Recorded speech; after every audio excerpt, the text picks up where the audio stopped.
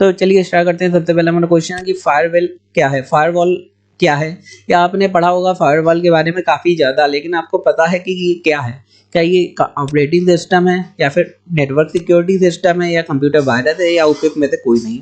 आपको पता है कंप्यूटर वायरस तो है नहीं। फायरवॉल फायरवॉल तो वायरस से प्रोटेक्ट करता है। ऑपरेटिंग सिस्टम भी नहीं है, क्योंकि वो विंडोज़ होता है, ठीक है, या लाइनक्स होता है, या यूनिक्स होता है। तो ये क्या है? Network security system.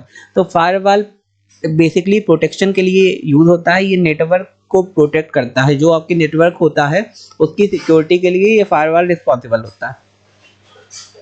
आगे देखते हैं, क्वेश्चन दिया है कि पर्सनल कंप्यूटर के कुछ व्यावसायिक कार्य निम्न हैं। तो पर्सनल कंप्यूटर में आप क्या क्या कर सकते हैं? अकाउंटिंग कर सकते हैं, सॉफ्टवेयर निर्माण कर सकते हैं, मतलब सिर्फ सॉफ्टवेयर बनाना, ठीक है, मतलब प्रोग्रामिंग करना। इससे भी समझ पहले दोनों कार्य संपादन या पहले दोनों कार्य विहीन।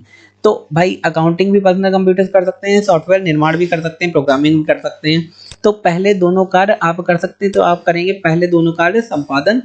कि पहले दोनों कार्य विहीन मतलब पहले दोनों कार्य नहीं कर सकते, तो ये गलत हो जाएगा। आगे देखते हैं क्वेश्चन। क्वेश्चन दिया है कि कौन सी इनपुट इकाई मतलब इनपुट डिवाइस नहीं है। नहीं के बारे में पूछा गया। आपसे बार बार कहता हूँ, नहीं के ऊपर आपको बहुत ध्यान देना है कि नहीं जब आ रहा है। कीबोर्ड एक इनपुट डिवाइस है कि नहीं? बिल्कुल। आप जब एंटर करते हैं, इनपुट डिवाइस क्या होती है? कैसे भी करके आपको कंप्यूटर में इनपुट देना है। जैसे आप क्लिक करते हैं तो कंप्यूटर में कुछ होता है, तो वो आपने इनपुट दिया, तो वो माउस इनपुट डिवाइस हो गई। आपने कीबोर्ड में कोई बटन दबाई, इनपुट हो गया, कुछ लिख गया अंदर, तो वो भी एक इनपुट डिवाइस हो गई। आप स्कैनर का यूज करते हैं जब आप फोटो कॉपी करवाने जाते हैं, वो भी एक इनपुट डिवाइस है, क्योंकि वो पहले स्कैन जो कंप्यूटर से कनेक्ट होते हैं, प्रिंटर, उनकी बात कर रहा हूँ, कि वो पहले कंप्यूटर में फोटो डालता है, आप एडिट कर सकते हैं, चेंजमेंट कर सकते हैं, उसके बाद उसकी फोटो कॉपी ले सकते हैं, तो वो भी एक इनपुट डिवाइस स्कैनर हो गया। माउस एक इनपुट डिवाइस है, मैंने अभी बताया, जब आप बटन क्लिक करते हैं तो वो इनपुट होता है। स्कैनर एक इनपुट डिवाइस है, बिल्कुल। स्पीकर इनपुट डिवाइस है क्या? स्पीकर से तो आवाज जो है बाहर आती है, तो वो इनपुट डिवाइस नहीं है। तो आप इनपुट और आउटपुट की सिंपल सी डेफिनेशन समझ गए होंगे। अब अगर कोई भी क्वेश्चन आएगा तो आप कर लेंगे। आगे देखते हैं, क्वेश्चन दिया है कि कंप्यूटर का इनपुट यूनिट है।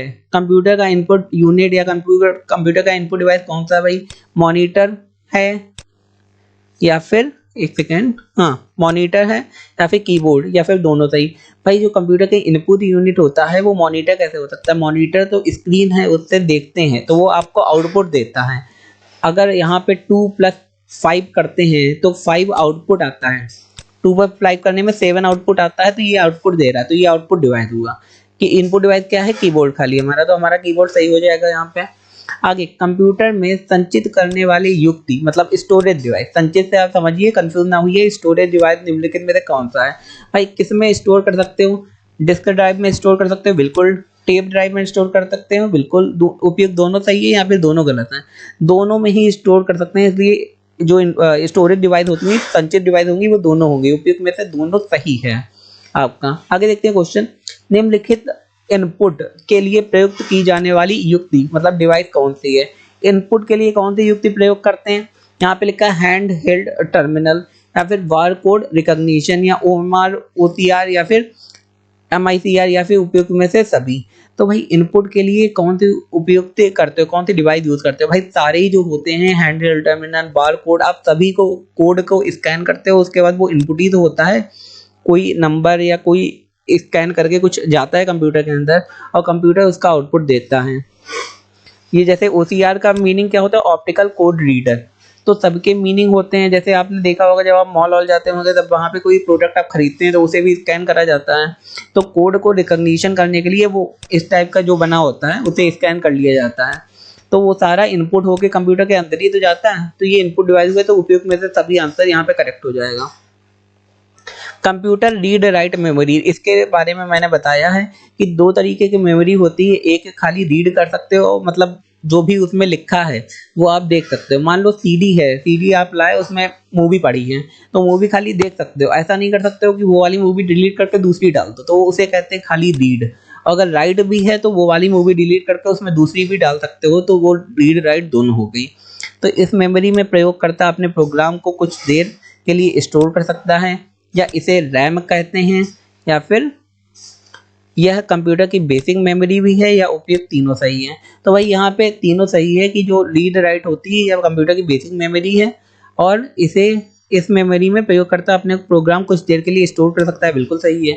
बाद में डिलीट कर सकते हैं, तभी इसे रीड राइट कहते हैं। और इसे रैम भी कहते हैं, इसे रैम भी कह सकते हो आप, क्योंकि रैम भी यही होता है कि जैसे प्रोग्राम ओपन करा आपने, वो रैम के अंदर चला गया, चलने लगा, और जैसे ही आपने बंद कर दिया प्रोग्राम, वो रैम से बाहर निकल गया।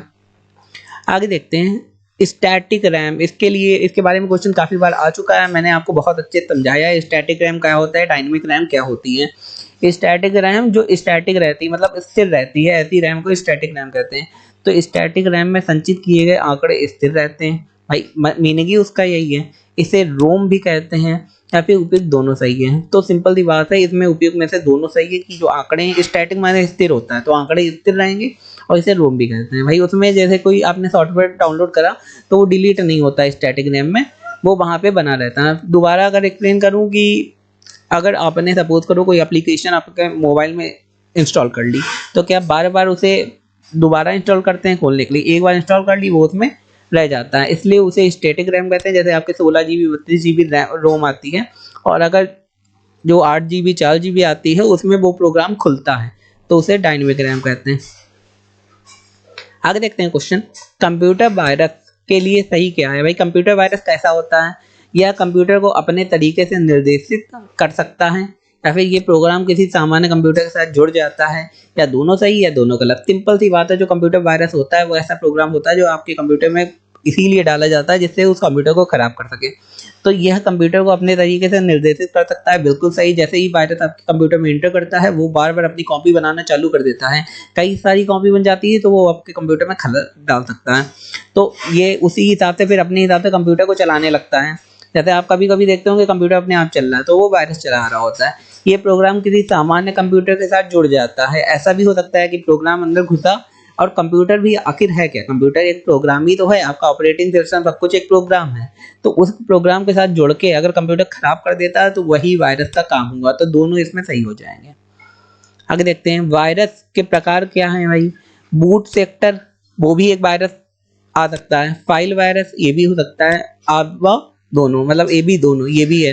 तो ए बी दोनों यहाँ पे आंसर सही होगा। बूट सेक्टर एक वायरस होता है, एक फाइल वायरस होता है, जो फाइल में जाके आपके फाइलों को करप्ट कर देता है, जिससे फाइल खुलती नहीं, जैसे आपने काफी बार देखा होगा।